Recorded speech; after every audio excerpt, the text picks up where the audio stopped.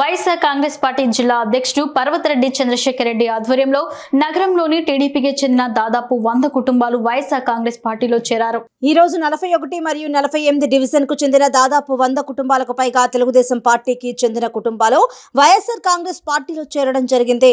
Nellore MP అభ్యర్థి విజయసాయి రెడ్డి, జిల్లా అధ్యక్షుడు చంద్రశేఖర్ రెడ్డి, టౌన్ వైసీపీ ఎమ్మెల్యే అభ్యర్థి ఖలీల్ ఆధ్వర్యంలో ఈ చేరికలు జరిగాయి. ఈ సందర్భంగా చంద్రశేఖర్ రెడ్డి మాట్లాడారు.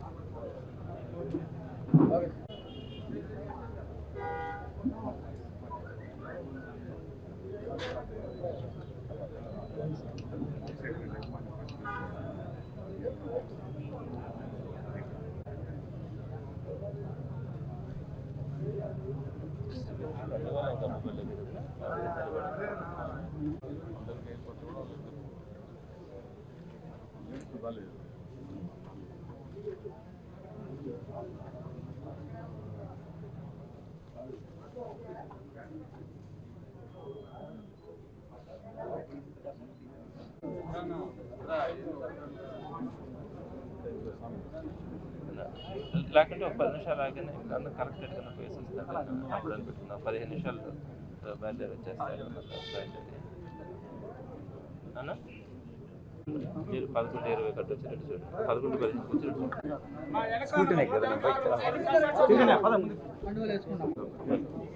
అన్నా ఇంకొన్ని కండువాలి.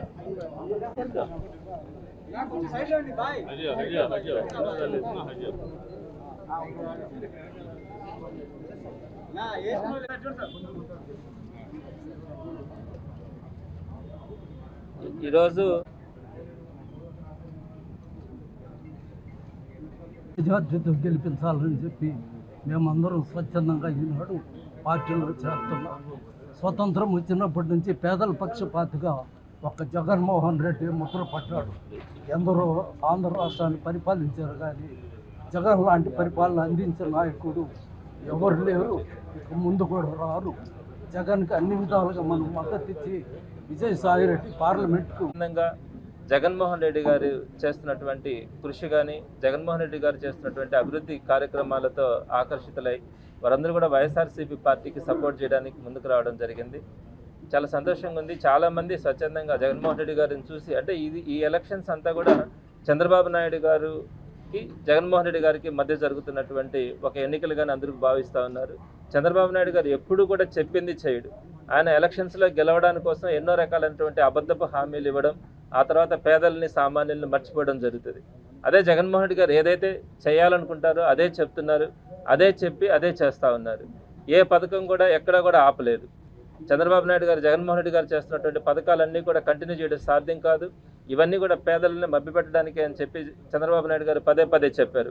కానీ జగన్మోహన్ రెడ్డి గారు వాటన్నిటిని చేసి చూపించడం కూడా జరిగింది.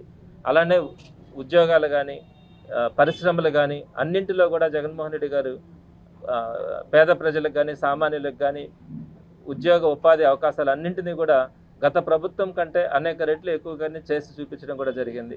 అదే చంద్రబాబు నాయుడు గారు ఈరోజు జగన్మోహన్ రెడ్డి గారి కంటే మించి సంక్షేమ పథకాలు చేస్తానని చెప్తున్నాడు. గతంలో ఇవన్నీ చేయలేరని చెప్పిన వ్యక్తి అంతకంటే మించి చేస్తానని చెప్పడం అందరూ కూడా భావిస్తూ ఉన్నారు. చంద్రబాబు నాయుడు గారు ఎలక్షన్స్ కోసం మాత్రమే చెప్తారు, ఆ తర్వాత ఏది కూడా ఆయన గుర్తుపెట్టుకోరనని. ఈ క్రమంలో పేదలు, సామాన్యులు ప్రతి ఒక్కరూ కూడా వైఎస్ఆర్సీపీకి ఆకర్షితులై ఈ పార్టీకి సపోర్ట్ చేయడానికి ముందుకు వస్తూ ఉన్నారు.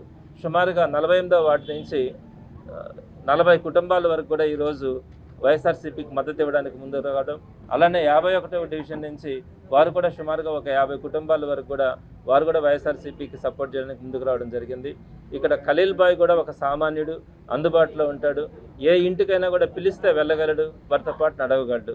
అదే నారాయణ గారు ఎక్కడా కూడా కనిపించడు. గత 30 సంవత్సరాల నుంచి మనం నెల్లూరు ప్రజలందరూ కూడా చూస్తూ ఉన్నారు. ఏ రోజు కూడా ఆయన ఎవరికి కనిపించేది లేదు. కేవలం ఎలక్షన్స్ కోసం మాత్రమే ఆయన ఈ 5 నెలల నుంచి ఆయన తిరుగుతూ ఉన్నాడు. ఆ తర్వాత ఎన్నికలైన తర్వాత ఎవరికి కనిపించడు అని అందరి అభిప్రాయం. ఈ క్రమంలోనే ఖలీల్ బాయ్ కానీ అటు జగన్మోహన్ రెడ్డి గారికి కానీ ఈ మద్దతు కూడా విపరీతంగా పెరుగుతూ ఉంది. విజయసాయి రెడ్డి గారు వచ్చిన తర్వాత ప్రతి సామాన్య కార్యకర్తకు కూడా ఒక బలం వచ్చింది. వైఎస్ఆర్సీపీ అంటే అభిమానించే ప్రతి ఒక్కరు కూడా ఈరోజు విజయసాయి రెడ్డి గారి నాయకత్వంలో పనిచేస్తూ ముందుకు వస్తూ ఉన్నారు. తప్పకుండా ఒక మంచి మెజార్టీతో ఖలీల్ బాయ్ గెలవడం కానీ, విజయసాయి రెడ్డి గారు అయితే మంచి మెజార్టీతో గెలుస్తాడని ఇది ఎప్పటి నుంచో కూడా అందరూ కూడా చెప్తున్నటువంటి అభిప్రాయమే.